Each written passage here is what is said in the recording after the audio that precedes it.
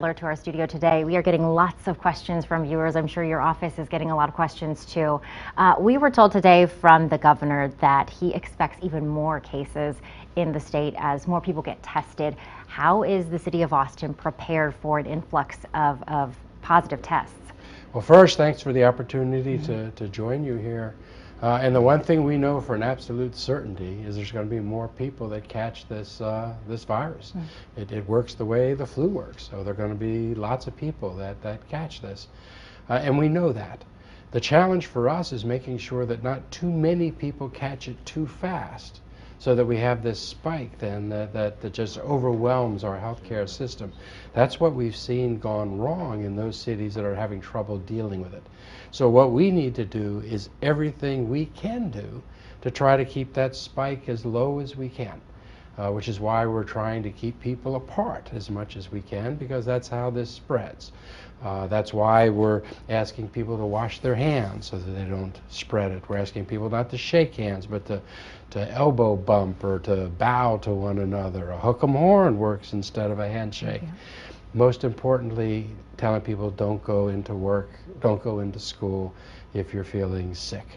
That's probably the most important thing. People need to stay at home. To the degree that people can work at home, that's even a good thing to do too. We know a lot of people want to support their local businesses and restaurants, but we've seen other states go to the extreme of closing those places, or at least just limiting maybe to drive-through or carry-out options.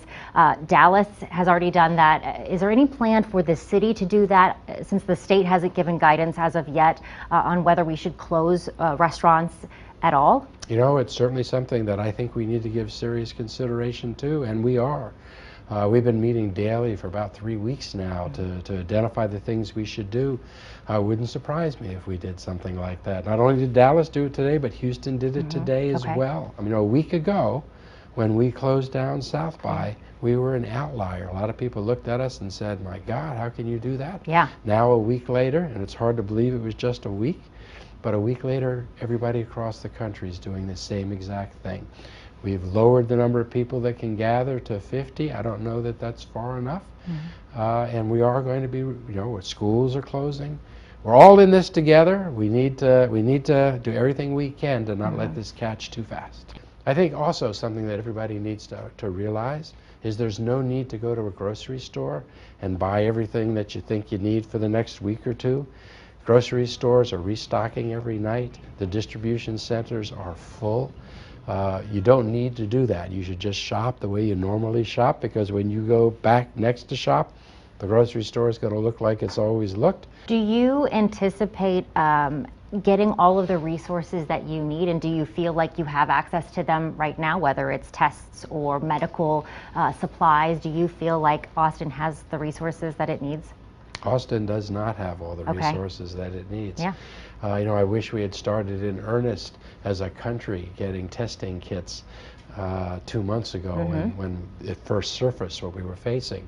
Austin's ahead of a lot of cities with respect to testing kits, but we don't have enough. But we're not relying just on the state and on the federal government. We're independently sourcing those through our diagnostic clinics and through our 3 healthcare delivery systems in our area. And slowly we're seeing that the supply of testing kits is now ramping up, which is wonderful to see.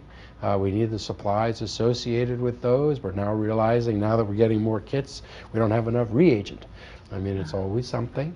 But we're going to work our way through those things to make sure that we get what we need in this city. Really unprecedented time. Thank you so much for being here, Mayor Adler. Thank you.